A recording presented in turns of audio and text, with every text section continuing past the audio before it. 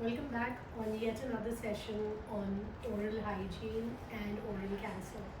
We're back with Dr. Pranay Pardesi, a well-renowned oral surgeon practicing in Mumbai. Hi, Doc. Hi, ma'am. How are you? Very good. Pranay, while we've covered quite a bit on oral cancer, I think we need to shed some light on how we could help those addicted to tobacco give up the habit. Whether it's smoking tobacco, where there's a lot more conversation on, but the underlying belly, which is the chewing tobacco. I've visited many areas in India, and what I see is that it's chewing tobacco that actually starts very early in life. I've seen kids in Uttarakhand and Uttar Pradesh start this very very early, 8, 9 years of age. It's a thing, they. I wonder what compels them to do this. Whether it's just the thing to do. If you can throw some light on this. Yeah, so if you see the literature, India is the third largest Consumer. not the consumer, the producer of tobacco. Okay. The second largest consumer of the tobacco. Wow. So it's a really shocking thing that we should not be really proud of. And secondly, why this young population is falling prey to this habit is because of easy availability, first thing. Second, it's like a social thing. They feel very proud of it. Thirdly, they see that their peers and their friends and the family are using this tobacco regularly, which also makes them, that to look up to it. Like Really? if their parents are consuming it, so the accessibility is there for them. So it's like a good thing for them. That's what they feel. But there's no one to explain them that these are not the right things to do. So I feel that they need to be counseled in very early age because counseling plays a big part in cessation, and that is where we are lacking somewhere. I feel if they are going to schools, these schools should develop counseling, protocols in the schools itself, and they should be sensitized at that early age. Say primary, sections should be sensitized with these topics of tobacco and alcohol because it's not touched upon at these early ages. But since the scenario is changing, we must take these small steps at the age where people are very vulnerable. Primary section, which is because this is where the vulnerability comes in, sets in, and this is the time when they are really getting exposed to the outer world. So this is also when we see the mental stresses also begin because in today's day and age where mental health is playing such a thing, somewhere do you think these two are related? Some kind of addiction and some form of anxiety, stress, something you can't deal with. Do these children rely on a substance to deal with something that's not correct? Yes, absolutely. It has some role to play because tobacco dependable is a proven disease now. Yes. So you can say that yes, it is part of it, but not 100%. I will not 100% agree to it 100%. But yes, to some extent, it definitely has a role to play. But I would say that let's not take it as that the stress is leading to this. Right. Okay, it is by choice people are falling prey to it. There are a lot of other ways in which stress can be reduced by playing sports, developing some habits. But the olden days there were no such things.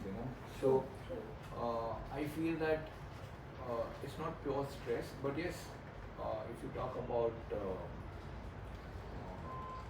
habits and dependence and adapting to this new lifestyle is what they are taking it up by choice. Yeah, like vaping, it's become Vaping. so rampant. Very rampant, absolutely very rampant. And the myth that it's easier, better than smoking, it doesn't cause as much harm. I think we discussed in a previous episode also, but I don't promote any sort of tobacco use in any form, whether it's vaping, cigar, cigarette, any form. I would say it's a no. Absolutely. It's So, amongst the things that we know as known carcinogens that are known to cause cancer to the human species, tobacco is on the top top two. level, absolutely top notch. So, here we would like to tell all our viewers that tobacco in any form, whether it's chewing tobacco or smoking tobacco, is really, really harmful. It's a pinch or two once in a while is okay, a puff here and there is okay.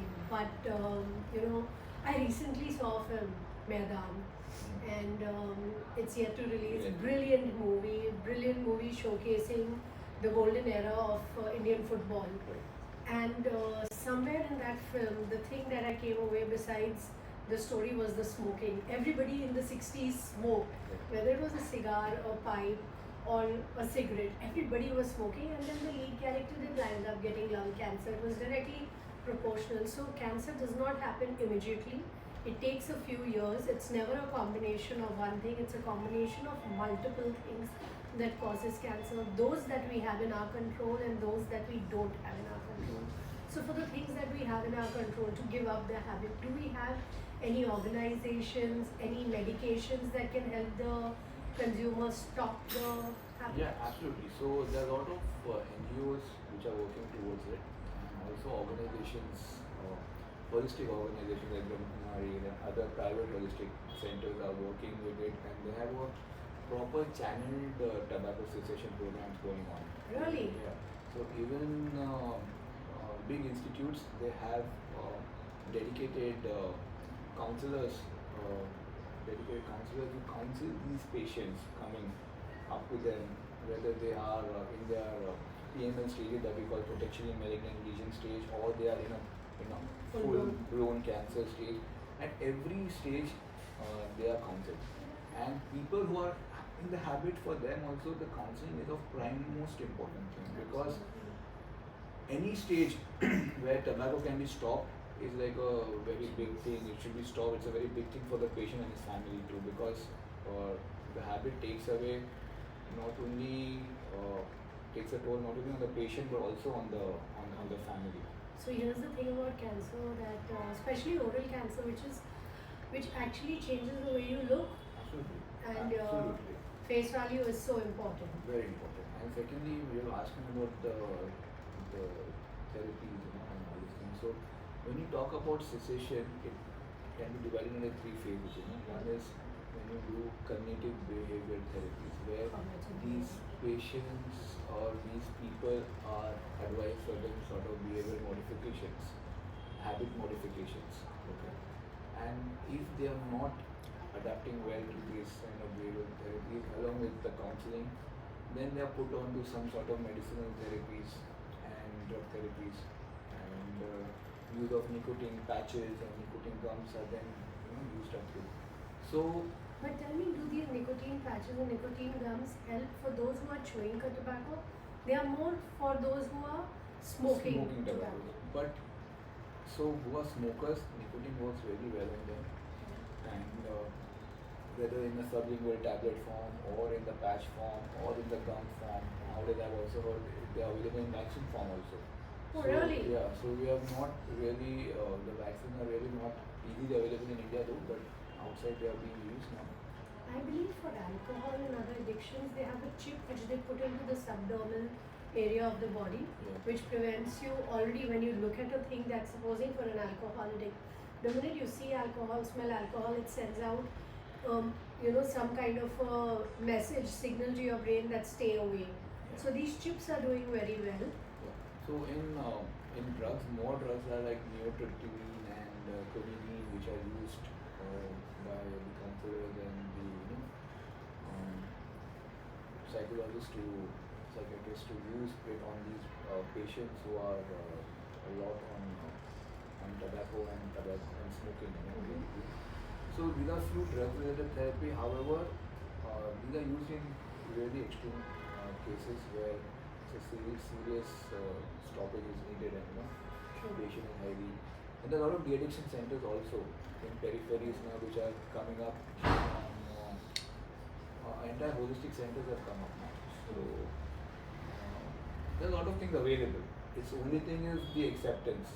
And once you accept it, that you are ready to now stop, you take that, You have ahead. to take that initial step. Initial step is taken along with, and believe me, the most important thing which I forgot to tell you is the family support. Absolutely. Without family support, it's very difficult to break the habit. Absolutely, and I think the family needs to be coherent with the patient in loving Absolutely. loving support, Loving not that support. nagging Yeah, support, absolutely. where the family completely understands. So I think there would be counseling even for the family in this. Yes, yes. There is a whole counseling, like it's a whole entire counseling of the wife, of the children, of the patient himself that happens because um, since tobacco dependence is now proven disease and it has some sort of withdrawals. May not be as bad withdrawal as alcohol, but it does have certain mood elevations and all these things. So it needs to be adjusted, it needs to be adapted, and both have to adapt, the family as well as the person who is suffering from.